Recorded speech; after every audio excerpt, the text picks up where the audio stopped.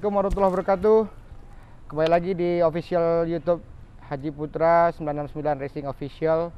Kali ini saya bersama salah satu rider expert yang hari ini bergabung bersama tim Haji Putra dan pernah juga balap di Moto2 ya, Moto2 MotoGP full series 18 negara. Raffi Topan Sucipto, gimana kabar? Siap. Aduh, gimana Pan? Ini PPKM. Apa aja kegiatan lu nih? Ada balapan. PPKM ini sangat dampaknya luar biasa ya ke pembalap, ke tim, ke event organizer. Banyak ya, banyak ya. Dampaknya banyak. Jadi itu kita bahas masalah kondisi terkini, masalah balapan dan PPKM yang banyak menunda jadinya jadwal balapan kita ya. Iya. Dan hari ini kita mau tahu nih, Pan, Topan mulai balap dari tahun berapa sih? Saya awal balap itu 2006. 2006 bulan 8. Iya, kalau latihannya itu dari umur 4 tahun ya. Oh, udah latihan, tapi kompetisi ikut di 2006. Iya. Latihan dari tahun 98, 99. Kasih tahu dong gimana sih bisa tiba-tiba, bukan tiba-tiba sebenarnya ya. Topan hari ini sempat menjajal Moto2 di kejuaraan dunia MotoGP full series lagi ya, bukan wildcard tapi full series 18 negara saat itu ya. Iya. Topan gimana ceritanya bisa sampai ke Moto2 kemarin? Ya memang saya jenjang prestasinya itu sampai saat ini itu nggak pernah ikut tim factory maupun Honda, Yamaha, Kawasaki. Nggak pernah? Iya, nggak pernah. Jadi awal itu saya tim dari HDS Racing, Rapid Poppy Racing Team. Oke. Terusnya TJM. Oke. Dari TJM itu terusnya Indoprom. Nah, terus saya langsung ditarik sama tim Qatar. Tim Qatar ya? Yang di sana dia mempunyai tim kejuaraan dunia Moto2. Oh gitu. Apa nama timnya, Pan? KMF. KMF. KMF. Nah, jadi dari situlah awal saya berkarir di internasional. Wah, Topan, Raffi Topan Sucipto ini sempat membanggakan Republik Indonesia. Ya, kita lihat bertarungnya seorang Raffi Topan dulu di Moto2. Tahun berapa tuh, Pan, ingatnya? Itu tahun saya wildcard 2012. Oh, wildcard 2012. Ya. Dan ke full series 2012 wildcard di seri final Valencia. Dari situ saya hasilnya membuat tim cukup. Nah, di 2013 saya ikuti full seri itu. Full seri. Ya, jadi memang pada saat itu Yamaha maupun Honda belum ada program mengirim pembalap Indonesia ke untuk ikut full MotoGP seri. ya. Jadi saya berjalan sendiri tanpa supportan dari ATPM.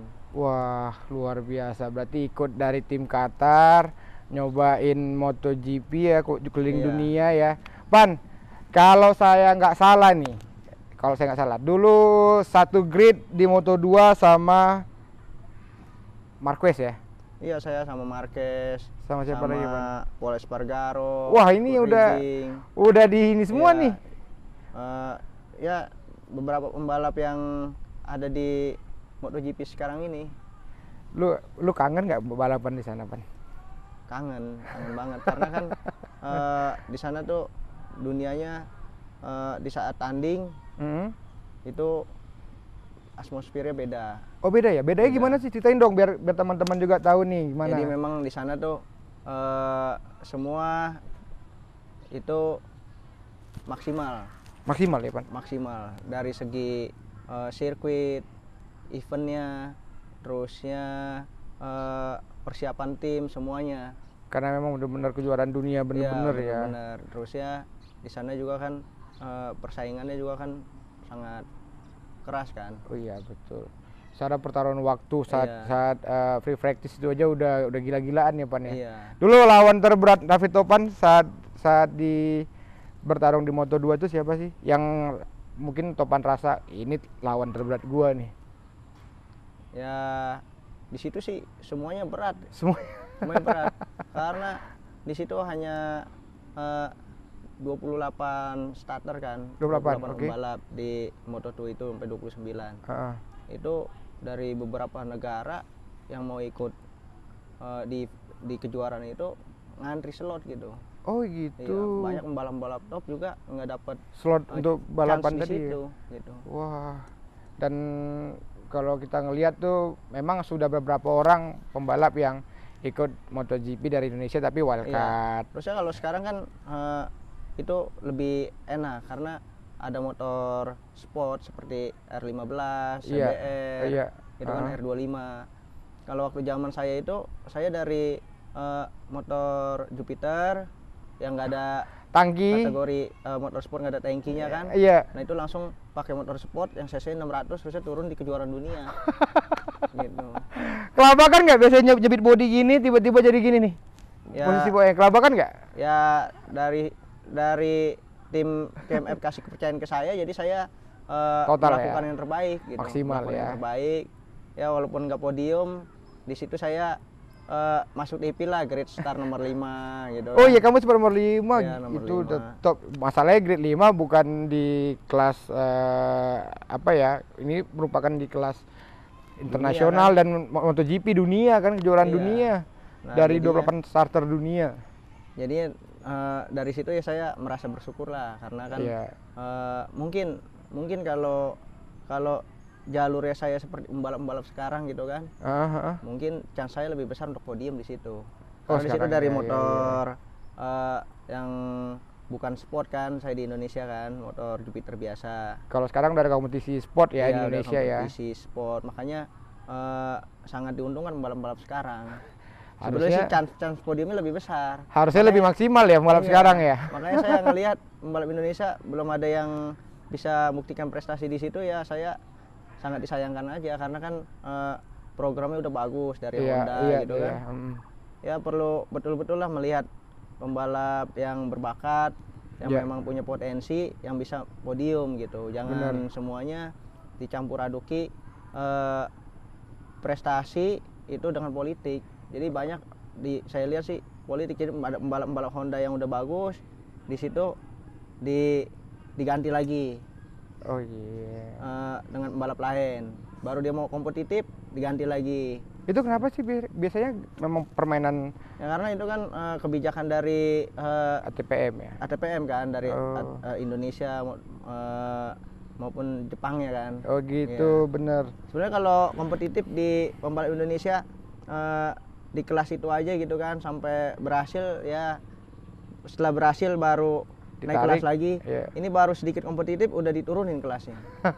Gitu kan. Ya tapi semoga kedepannya juga apa yang Topan sampaikan ini menjadi koreksi dan menjadi acuan bagus ya untuk apa namanya, ya kasih kesempatan untuk lebih kompetitif. Baru kalau emang nggak benar-benar nggak kompetitif baru ditarik balik ya ke Indonesia. Mesti kasih kesempatan yang lebih panjang karena kadang nggak ada yang instan ya. Iya, karena pembalap-pembalap Eropa itu kan dia dari kecil memang belajar di sirkuit MotoGP kan. Betul. Nah kalau pembalap Indonesia baru dikasih kesempatan 1 tahun 2 tahun udah di stop, itu yang itu sayang kan. Sebelumnya dia bisa sampai 4 tahun gitu kan. 4 tahun baru ada hasil. Kayak Hafiz Sarin kan dari Malaysia, dia Petronas betul-betul support dia kan sampai programnya berjalan ya, sampai dia podium berhasil kan, sampai dia menduduki kelas yang tertinggi di MotoGP kan. Ya sempat di MotoGP benar, bukan Moto2 lagi, udah di MotoGP ya besar ya kan. Malah berapa kali kan dia finish di 10 besar kan. Padahal memang kalau dipikir-pikir potensinya pembalap Indonesia dengan Malaysia juga bersaing ya Pan ya. Dulu kalau Hafiz Sarin tuh bala Super Sport disentuh sama saya, kalau ngebuka data sih nggak pernah di depan saya. Yang saya suka dari Raffi Topan ini, dia orang yang selalu ya, dia nggak ada share sama dia. Mungkin karena mental seorang Raffi Topan ini udah bertarung di internasional, ketemu pembalap top, jadi kayak ya udah lu buka data aja gitu ya. Iya seperti itu. Karena kan pembalap itu kan bisa mendapat prestasi yang bagus itu yang pertama mental, gitu kan. Terus ya dari mental itu kan perlu ada jam terbang kan. Ya benar, latihan. Benar. Dari situ dia baru bisa dapat suatu prestasi. Bener. Kalau ada mental tapi nggak ada latihan, jam terbangnya kurang, itu sangat kemungkinannya kecil. Karena ada yang menarik juga dari seorang Raffi Topan Sucipto, dia punya 2 orang anak gadis, tapi namanya nama ATPM. Siapa nama pertama Suzuki apa? Ya, yang pertama saya anaknya Berlian Suzuki. Berlian Suzuki. Yang Iya. kedua? Yang kedua Diamond Honda. Oke, kenapa sih dinamain merek ATPF? Yang pertama deh yang dari Berlian apa? Berlian Suzuki. Berlian Suzuki. Ya karena saya waktu 2015 tuh saya direkrut sama tim Jepang. Oh, Jepang. Nakayama. Suzuki Jepang. Suzuki Jepang. Oke. Sama Suzuki Jepang ikut kejuaraan Super Sport Asia. Oke, Super Sport Asia.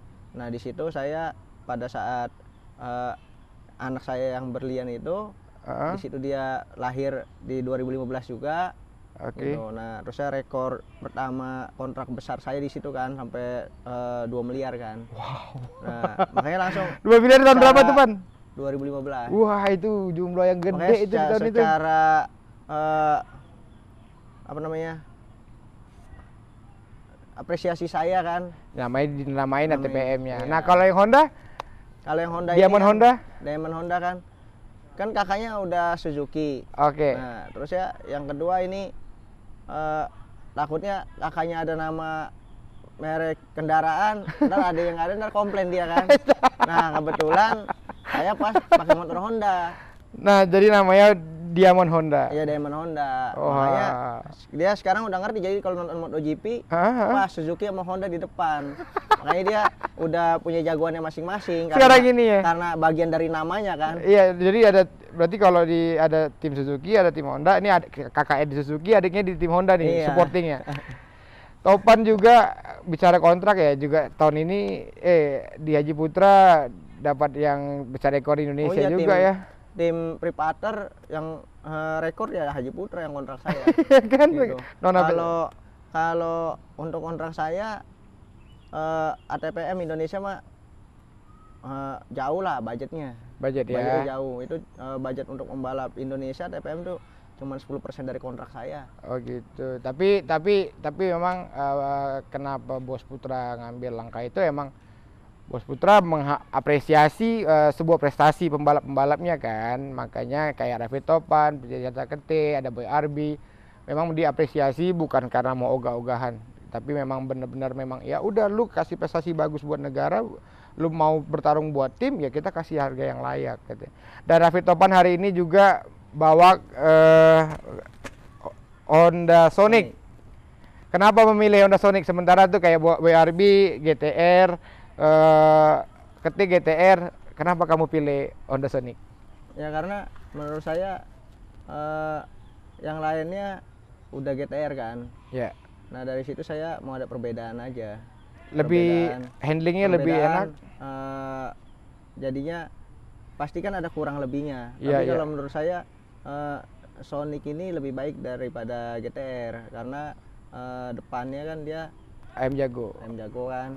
Terusnya saya lihat bodinya juga lebih ramping. Oh gitu, Iya. sesuai dengan ini ya, berarti apa postur tubuh ya, Iya, berarti ya. lebih ramping. Seorang Raffi Topan Sucipto ini juga dikenal guys, buat yang belum tahu sebagai tuan tanah. Di daerah Sentul dia tuan tanah nih. Jadi kalau saya pernah bilang tuh, kalau seorang Raffi Topan Sucipto berhenti balap, saya yakin dia sudah punya main bisnis yang mendapatkan apa namanya apresiasi yang dari keluarganya gitu. Kamu udah apa main tanah ya, sekarang ini baru buat. Iya kebetulan awal-awalnya kecil-kecil terus saya lama-lama keterusan aja. Banyak sekarang tanah lu di sini ya pasti ya. Ya cukup buat diputer-puter bisnis mah. Sekarang juga lagi baru siap bangun apa sirkuit apa flat track ya apa? Sirkuit flat track udah jadi. Udah jadi di Sentul. Iya karena kan saya lihat kan Indonesia banyak pembalap-pembalap berbakat kan. Iya benar. Terusnya nggak ada sirkuit flat track yang memang di Spanyol itu banyak. Itu memang untuk handling atau untuk apa sih? Untuk handling. Oh, untuk handling. Jadi kan kayak di VR46 kan yang Iya. sekolah balap ROC. Iya. Itu flat tracknya memang bagus. Nah ini saya udah bikin kebetulan dibantu sama Pak Tinton kan. Memang kan dari dulu kan dunia balap di Indonesia bisa maju tuh karena Pak Tinton kan. Iya benar. Kalau nggak ada Sentul nggak ada karting juga. Udah nggak ada pembalap Indonesia. Gitu kan. Iya Nah, benar makanya kamu bilang. Saya cerita sama Pak Dinon, Pak, di Spanyol tuh banyak sirkuit flat track, di Indonesia ini banyak pembalap berbakat, saya mau bikin sirkuit flat track juga seperti di Spanyol. Terus ya Pak Dinon langsung support, ya udah, lu butuh lahan berapa, gitu kan? Ya udah, saya dikasih lahan di tengah area sirkuit Sentul Internasional, di situ saya bikin, udah jadi. Jadi saya hanya memfasilitasi, tujuan saya supaya ada pembalap Indonesia yang punya prestasi di MotoGP gitu. Itu guys, bisa kalian datang ke sirkuit Sentul Internasional ya, atau kita kenal dengan sirkuit besar. Iya, sirkuit besar. Sirkuit Sentul besar. Di situ kalian bisa latihan flat track biar lebih oke di luar. Kalau kata Topan tadi, Bang, ini kebetulan kita baru siap latihan. Dia bilang, Pak Manajer, saya latihan motor lah. Ntar lagi saya jadi pembalap lari nih, lari-lari itu setiap hari, katanya. Nggak ada naik motornya katanya.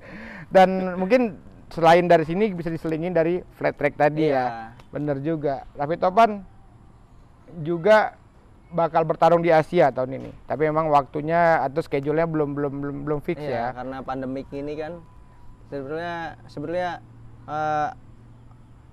Bos Putra ini kan semua udah siapin itu lebih dari maksimal menurut saya. Udah maksimal banget. Iya, jadinya tinggal pandemiknya udah reda, kita bisa taruh new normal, terus ya balap mulai lagi. Saya yakin ya tim Haji Putra 969 Racing Team ini ya bisa mencapai prestasi lah. Amin. Nasional maupun internasional. Amin. Kalau di kejuaraan nasional Topan pakai Honda Sonic. Kalau untuk di Asia Topan main di Sport 250 ya, menggunakan Honda CBR.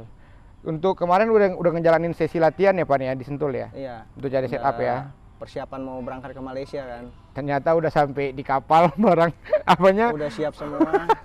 Ternyata balapnya di cancel. Postpone sementara motor peralatan guys sudah naik ke kapal, udah tinggal berangkat. Ternyata dari pihak penyelenggara postpone memang karena kasus coronanya meningkat di negara tersebut sehingga diblok lagi, kita balikin lagi.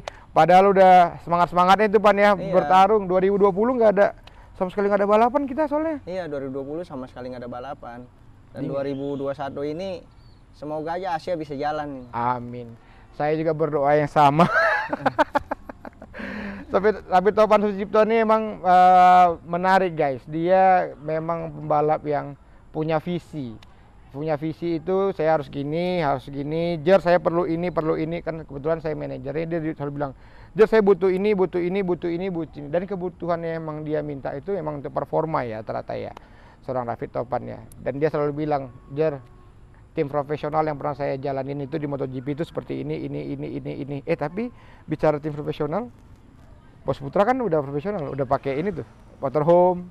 Ya menurut saya kalau di Indonesia tim-tim ATPM ya maaf aja masih bagus tim Haji Putra untuk secara ya kita tapi jangan mendiskreditkan, tapi ya oke lah ya. Secara penglihatan saya. Penglihatan saya karena kan saya tahu tim factory itu seperti apa, saya tahu. Gitu kan. Untuk yang di Indonesia gitu kan. Gitu. Karena kan Haji Putra ini kan semuanya yang penting maksimal, no limit. Semua no limit, bener. No budget.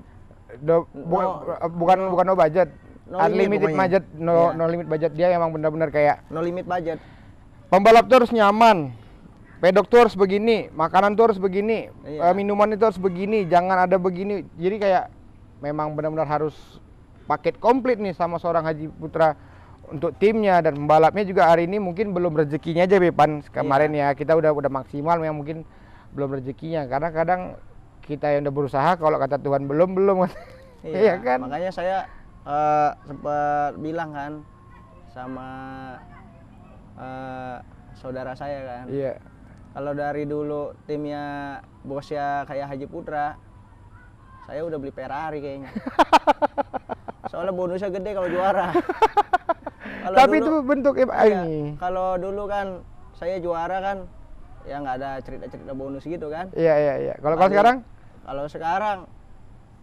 Kalau sekarang itu kita kaget ya kan. Kayak Asia, kalau juara Asia gitu kan. Honda City yang baru gitu kan.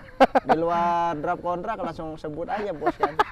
Oh iya, yang Iya. latihan kemarin. Jadi kalau yang juara Asia umum kan, Iya. juara umum Asia itu dapat Honda City yang terbaru. Jadi Iya. di luar draft Di luar dari kontrak kan. kontrak, jadi suka-suka bos aja. Tapi memang Kayak latihan, Heeh. ya kan, timnya turun, cuman berapa second dikasih bonus gitu kan. itu Bonusnya- bentuk apresiasi si bos iya, mungkin. makanya kan kalau dari dulu owner timnya Bos Putra, saya udah beli Ferrari. Karena dulu saya juara terus kan. Iya benar Makanya ya. sekarang ini saya baru seri pertama. Masih minim Iya, inilah data lah iya, kita. baru seri pertama kan. Terusnya saya pertama kali megang motor Honda kan untuk yang kategori 150 cc gitu. Tapi begitulah tim menyediakan untuk pembalap agar lebih baik dan pembalap memberikan hasil yang maksimal untuk sebuah tim. Dan owner juga kepada Bos Putra memang ngasih apresiasi di luar draft kontrak yang sebuah surprise. Iya. Tapi memang tujuannya satu bukan untuk ogah-ogahan, tapi memang yuk berikan yang maksimal, gua kasih yang maksimal nih. Iya. Iya kan? Spiritnya luar biasa lah. Wah gila, kalau itu saya akuin. Saya Spiritnya juga nyaingin pembalapnya. Oke Ban, terakhir buat Topan kasih wejangan dong, kasih nasihat dong, atau motivasi buat pembalap-pembalap muda yang akan berkarir ke depannya, kira-kira untuk mencapai ke titik seperti Topan, sampai ke internasional, main super sport di Asia, main MotoGP di Moto2, kira-kira apa motivasi yang harus dilaksanakan? Iya. Untuk semua pembalap Indonesia agar bisa menjadi pembalap profesional, berprestasi internasional, itu kita harus berpikir positif terus balap untuk diri sendiri. Iya. Kita jangan sampai masuk lintasan itu berpikir kepada pembalap lain. Jadi lakukan semua untuk diri sendiri yang terbaik. Jadi orang bakal melihat dan prestasi bakal kita capai seperti itu. Jadi intinya emang jangan pikir orang lain, lu balap untuk lu sendiri gitu ya. Iya. Oke, terima kasih udah menonton kami di Ngobrol Santai di officialnya YouTube Haji Putra, dan hari ini kita di sirkuit Sentul kecil, tepatnya Grid Start. Dan jangan lupa bilang dong, jangan lupa subscribe, like, and comment. Jangan lupa subscribe, like, and comment. Check it out.